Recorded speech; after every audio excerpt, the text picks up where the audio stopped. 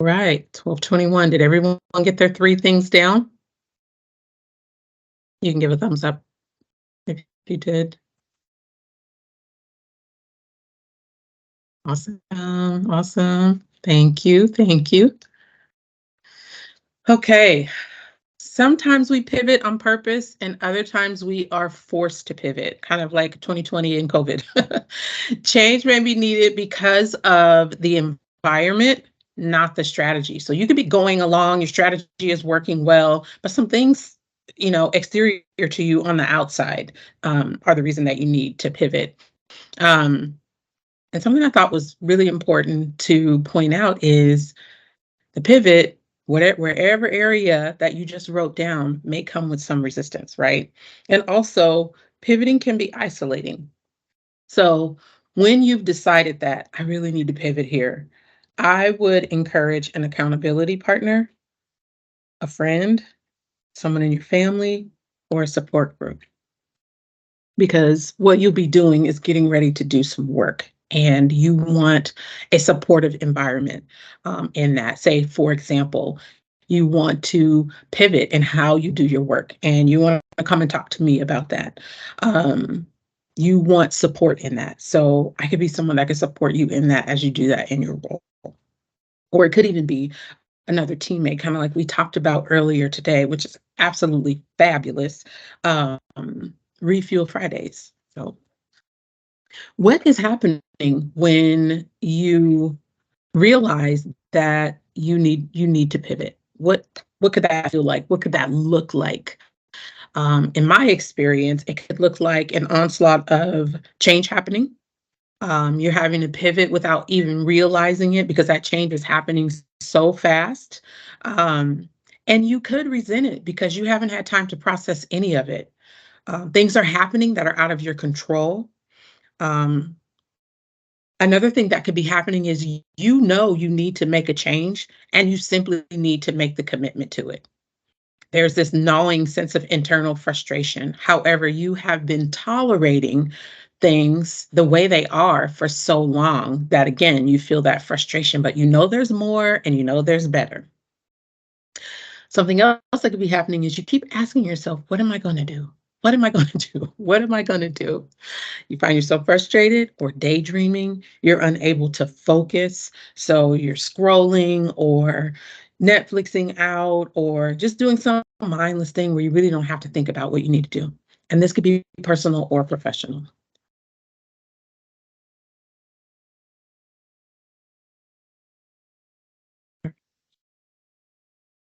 This is a quote by Eric Ries that I really like. And he says, a pivot is a change in strategy without a change in vision. And oftentimes, when we need a pivot, we are thinking so huge vision wise, like, oh my God, I need to change my whole life. When if we would simply take the time to just reflect and look at the direction that we really want to go, we often will realize that, oh, I just need a little tweak here, a little tweak there, a little change in my strategy, how I'm doing things. We don't need to change the whole world at one time. I want to play a quick video in my time with us today. So I'm going to click play and hopefully everyone gets it.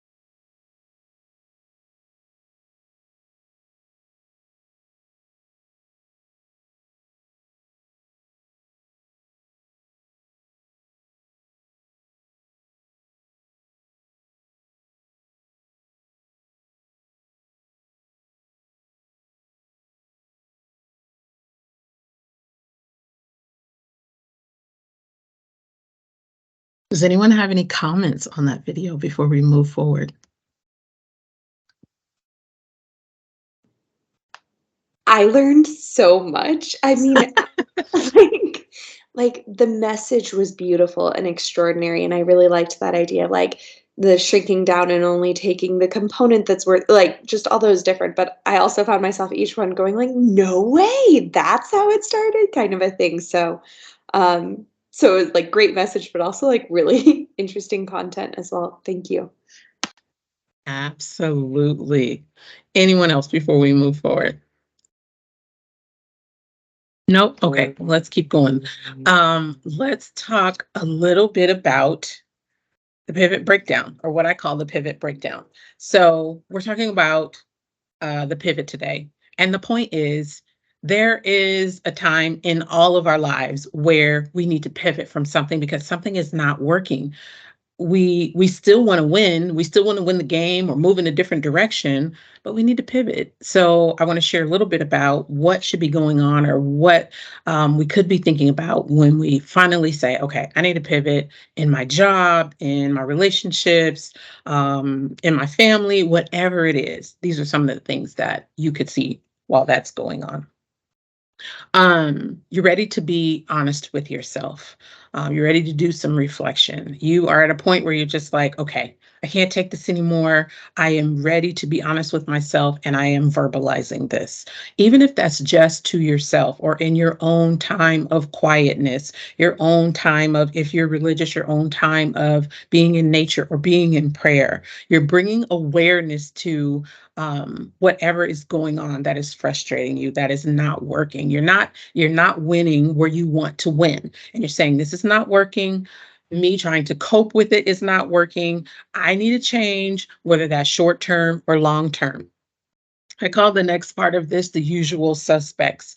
So, what we do when, surface wise, when we feel like we need a change, we reach for our go tos. Don't be cliche. And what we do is things like, we get up earlier, we exercise, we say, okay, let me reconnect with my friends. We say, okay, let me do some deeper self care or make my bed, or whatever these things are that are the usual suspects. So you might find that that's happening and that's going on, and you're trying to do these things that are really good in nature and embody who you want to be and the lifestyle you want, but they're not deep enough to create the type of change that you want.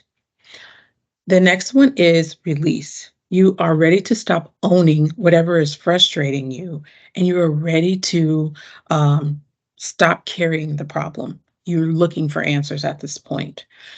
The next is boundaries. You're ready to set boundaries with yourself and others. So, whatever your pivot package is, you are ready, you have the courage, and you are ready to say, okay, I cannot operate like this anymore. This is how I'm going to operate. And as in setting boundaries, you're giving everybody around you what that looks like. It's not just saying, oh, don't do this or don't do that. It's saying, what is the consequence attached to that boundary? What is going to happen when that boundary is established? And you're also willing to hold your own self accountable. Again, you are looking for answers at this point. So you may step into deep reflection. You know, you are taking intentional time away from work, away from your usual schedule, maybe even loved ones, to stop and say, okay, I need to take this 15, 20 minutes this week, every day this week, so that I can reflect about this pivot and what that's going to look like for me. You're going to look for where the problem is really coming from. Because a lot of times when we want to pivot, we are looking at the surface stuff, and we need to take the time to look a little bit deeper, get to the root of the problem, so that we can fix it in the right way. We can make the pivot that's right for us, that works for us. And I really want to point out here that you might not have all of the answers when you start reflecting, and that is okay. You don't need to, you know, travel the world in a day, but at least you're starting. So you might not have all the answers, but you're looking for solutions and you're looking for strategies. All right, let's click ahead. So When you're pivoting, a lot of times, if you're anywhere on social media, there's like 1 billion strategies that is given to each of us in a day. So much information is coming towards us that we could even be paralyzed by that information. So now we have to do a pivot on the pivot and stop taking in so much information. And that's what this point is all about, using what you have. I want to go through that really quickly.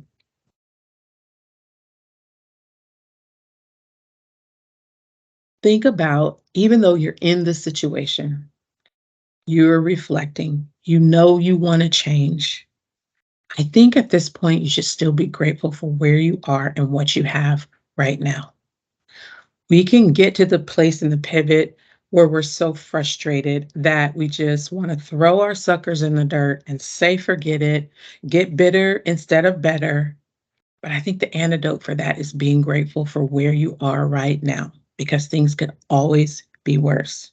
So if you need to have an attitude adjustment, you need to have a come to Jesus meeting with yourself.